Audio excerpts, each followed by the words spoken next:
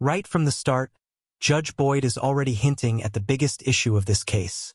A mother with multiple kids, but zero custody. Pay close attention, because this sets the emotional tone for everything that follows. Because this is where we're at. In your life, you have all these children. You don't have probation. There's an application in this case. Court is calling 2023 CR 3937, State of Texas versus Roxana Bernal. Can I have parties announced for the record for the state? Hank Wilkins for the state, Your Honor. Defense? Orlando Ruiz for the defense, Judge. Are you Roxanne Bernal? Yes.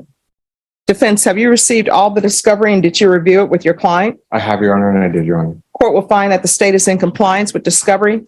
Ms. Bernal, I'm showing you what's entitled Application for Deferred Adjudication or Community Supervision. Did you review that with your attorney? Did you understand it? And did you sign it? Yes, ma'am. Showing you what's entitled True Bill of Indictment. Did you review that with your attorney? Did you understand it? Yes. Counsel, do you waive the reading of the indictment? We do, Your Honor. State, are you proceeding on the indictment as presented? Yes, Your Honor.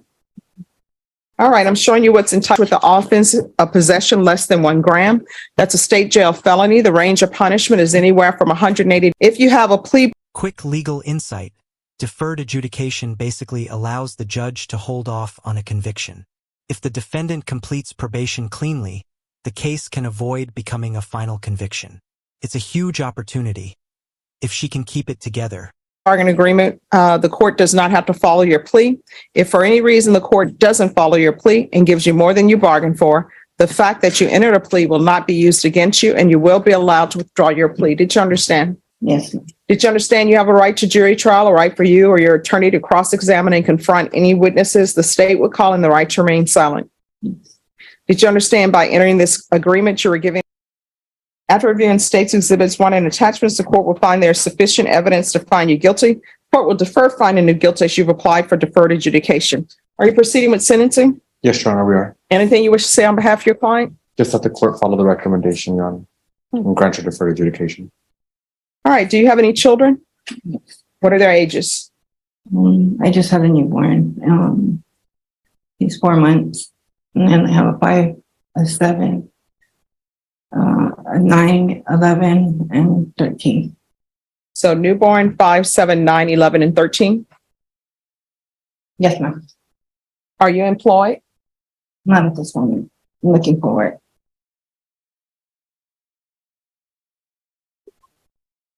Just 1 moment off the record.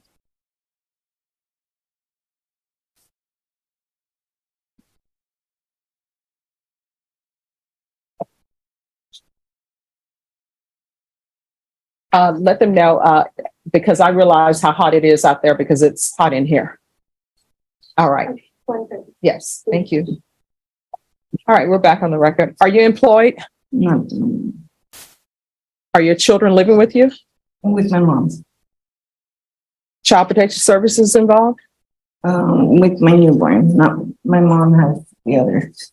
So does your mother have custody of the 5, 7, 9, 11, and 13-year-old?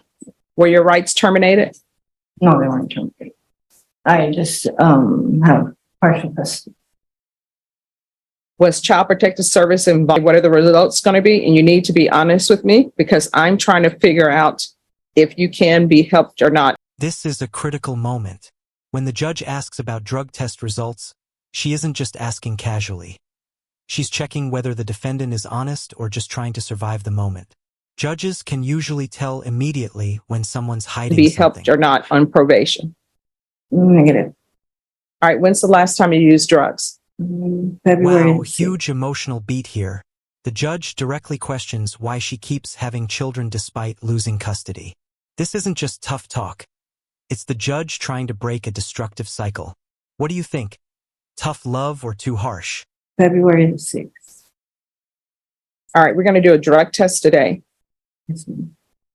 So this is just a side note. Why do you continue to have children knowing that you don't have custody of any of your children and that you have an issue?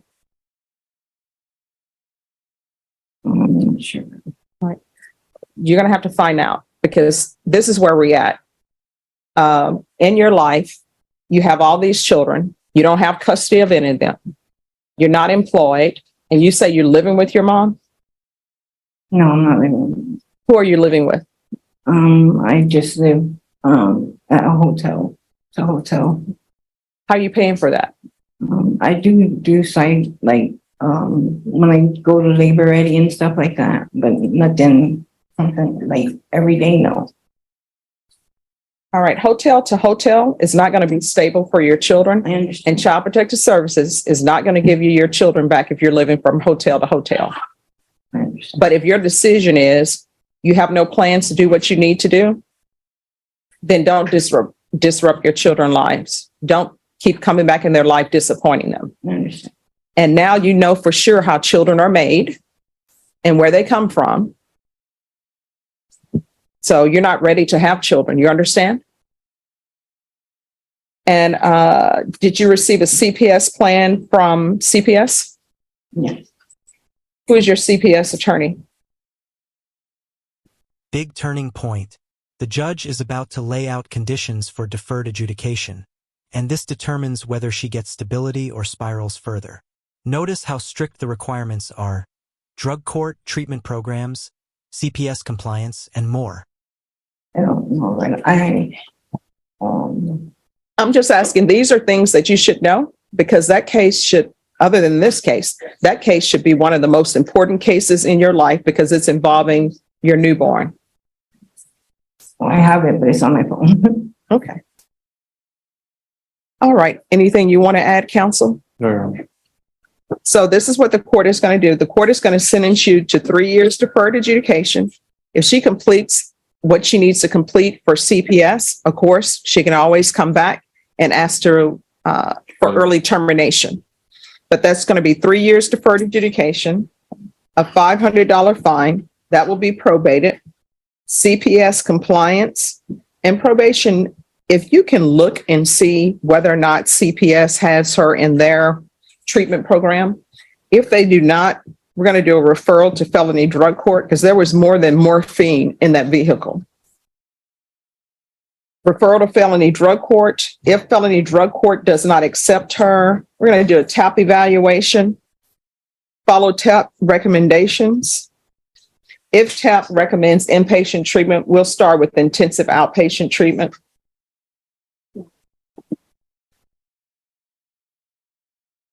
Is there a reason why you're not able to get employment? Just because I'm doing the classes and stuff that they asked me to. So I'm just following up with that. All right. How far did you go in school? I graduated. Okay. All right. Proof of employment within 30 days. There's to be no employment as a home health care provider or with minors. What do you want to do with the rest of your life, career-wise? Well, I was going to school in the county, but when I had my twins, one passed. I want to go back to school. Okay. All right. 200 hours of community service restitution. I'm going to want parenting classes. And if CPS, which they should be giving her parenting classes, that can count. And if she completes the parenting classes, I'll waive 40 hours of her community service restitution. And she's going to do trade school or either some higher level of education. If she completes that, the remaining hours will be waived. Regular reporting by Zoom or in person. There's to be regular UAs. We'll do a UA today to see what's going on. 90 sober meetings. One time per month until further notice. No unsupervised contact with minors. If CPS ends up allowing you to have unsupervised contact, then you can come back here and the court will consider changing that. But for now, there's not to be any unsupervised contact because I know CPS tells you where to have your visits and when.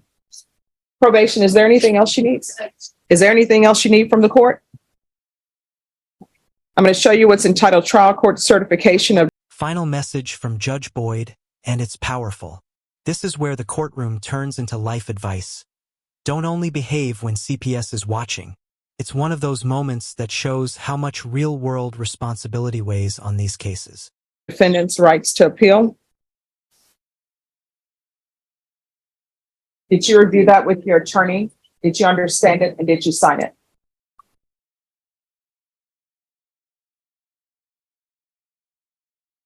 Yes. All right, because this is a plea bargain agreement, because I followed your plea bargain agreement, and because you waive your right to appeal, you do not have the court's permission to appeal. Do you understand? All right, we can go off the record. Ms. Bernal, do not be that parent who only does well when CPS is in your life or the court is in your life.